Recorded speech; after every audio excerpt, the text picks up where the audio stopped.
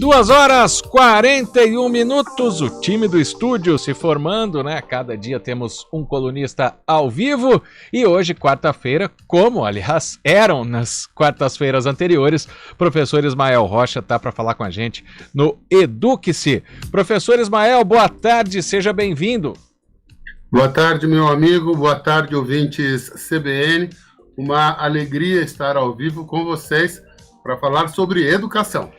Exato, professor, e a gente vai lembrar, né, de um episódio ocorrido há pouco tempo lá no Recife, né, uma crise coletiva de pânico, pânico e ansiedade, né, exigiu atendimento médico aos estudantes. Nessa proporção foi um fato inédito, né, o que pode ter causado uma crise coletiva como essa, professor, depois de tanto tempo com as aulas online, né, quando os alunos voltam acontece um negócio desse? Pois é, talvez seja exatamente a consequência do tempo em que os meninos e meninas passaram com aulas online. Realmente foi um fato inédito que teve uma repercussão grande, não só no Brasil, como também fora do Brasil, nas instâncias em que se discute educação, porque foram dezenas de estudantes que precisaram de atendimento médico na medida em que tiveram uma crise coletiva que exigiu um cuidado especial. E certamente a gente pode identificar esta crise como algo que talvez possa vir a ser repetida em outras escolas, em outros estados, em outras cidades. E aí nós temos que pensar em alguns caminhos aí que devem ser tomados pelos pais, pelas escolas, para minimizar essa situação, que é uma situação bastante interessante, mas bastante grave também, não é? Essa causa, então, professor Ismael, não teria sido algo ocorrido na escola. Como o senhor está falando, é uma consequência do que veio antes. Sim, sim. Há uma fala que é bastante equivocada de que a crise pandêmica ela se encerrou. Talvez a crise sanitária tenha se encerrado. Isso certamente nós estamos observando pela queda dos números de pessoas infectadas e também positivamente aí pelo número de mortes que caiu significativamente. Então a crise sanitária ela está se encerrando. No entanto, a crise emocional provocada pela Covid, pelo ciclo pandêmico, principalmente em relação aos jovens, adolescentes, isso ainda nem está no seu meio. Nós estamos começando a sentir essas consequências. E fica fácil identificar isso. Esses meninos com 10, 12, 14, 15, 16 anos, eles ficaram 2 anos privados de qualquer tipo de relacionamento. Eles ficaram dentro de um espaço em que eles dominavam esse espaço, em que eles tinham segurança em todas as ações que tomavam, tinham o apoio dos pais todo o tempo, então tinha um universo de segurança bastante grande. Eles se acostumaram com isso. De uma hora para outra, é dito a eles, agora vocês são livres para ir para a escola, para poder estudar, para poder andar na rua, como se isso fosse uma coisa muito tranquila para um grupo de pessoas que ainda é muito jovem, né? Talvez para nós, com 20, 30, 40 anos, ter 2 anos em que a realidade mude não representa um percentual muito grande. Mas para um adolescente de 14 anos, ele ficou dos 12 aos 14 privado de tudo isso. Sim. E aí ele vai para a escola.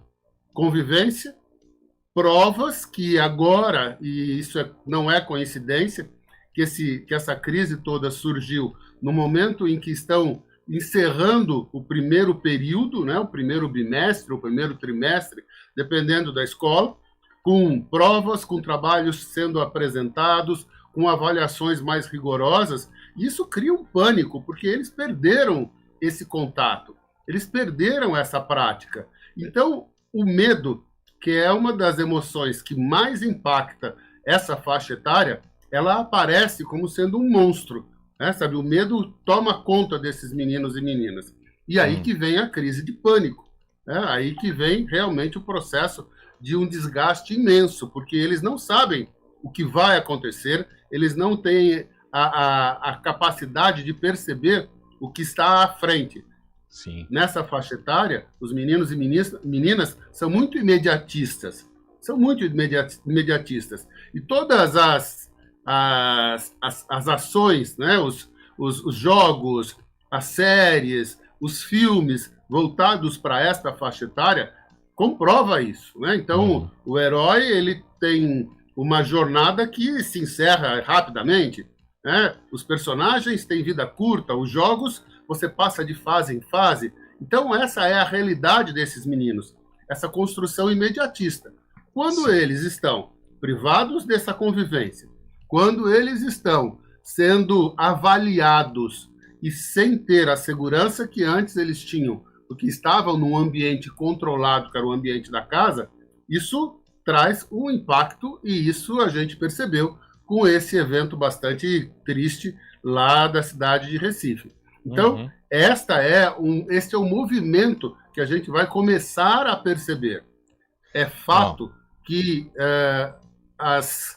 os consultórios dos psicólogos, os consultórios dos psiquiatras, eles estão lotados de meninos e meninas nessa faixa etária, pela insegurança, pelo medo, por não saber aquilo que realmente vai acontecer. Como eles são imediatistas, eles não conseguem imaginar daqui a 2, 3 anos. Eles querem agora, e agora para eles é uma grande incógnita. Então a gente precisa entender esse processo todo como escola e como família. Então, para a gente encerrar, professor Ismael Rocha, o papel da escola, dos pais, né, e as consequências dessa crise de pânico e ansiedade. Como é que o senhor definiria isso, né? Quais os papéis de cada um e as consequências?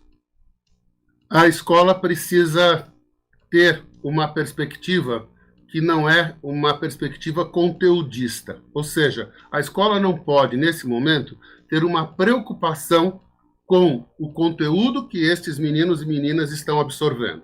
A escola precisa ter uma perspectiva de acolhimento, de entender esses meninos, de ter uma roda de conversa para saber aquilo que eles estão sentindo e passando. Não é simplesmente cumprir aquilo que está no programa e trabalhar nessa dimensão. Isso não vai funcionar, isso não está funcionando e não vai funcionar. A palavra para a escola é acolhimento. Para a família precisa perceber esses sinais, precisa identificar esses sinais que estes meninos e meninas estão trazendo. Ou seja, o menino está mais ansioso dentro de casa, ele está mais quieto, ele está mais fechado no seu quarto, ele está mais preso ao telefone celular como ele nunca esteve, ele não tem nenhum tipo de diálogo, ele não constrói nenhum tipo de diálogo. Esses são sinais que a família precisa perceber e precisa trazer seus filhos para perto para conversar sobre isso, para entender e também para construir um processo de acolhimento. A palavra é acolhimento tanto para a escola quanto para a família. E as consequências disso, se nós não revertermos isso com uma certa urgência, o processo só vai piorar. Por quê? Porque também nessa faixa etária, o que acontece para um impacta o grupo. Então, se em Recife nós tivemos dezenas de meninos e meninas que tiveram esse tipo de situação, se nós tivermos numa escola de Campinas em que um menino ou uma menina, um só, teve essa crise de pânico, teve essa ansiedade tão exacerbada na sala, isso vai impactar o todo, porque o todo se identifica com aquele garoto, com aquela garota. E aí, então, a gente tem esse processo em cadeia. Então, temos que olhar isso com cuidado. A escola precisa perceber e tomar atitudes nesse sentido, e a família precisa acolher e trazer os seus filhos mais para perto. Ouvir o que esses meninos e meninas têm para dizer. Eu acho que é esse o caminho. Professor Ismael Rocha, até quarta-feira que vem, bom feriado, grande abraço. Um abraço e estaremos de volta na quarta-feira. Agora são 2h50.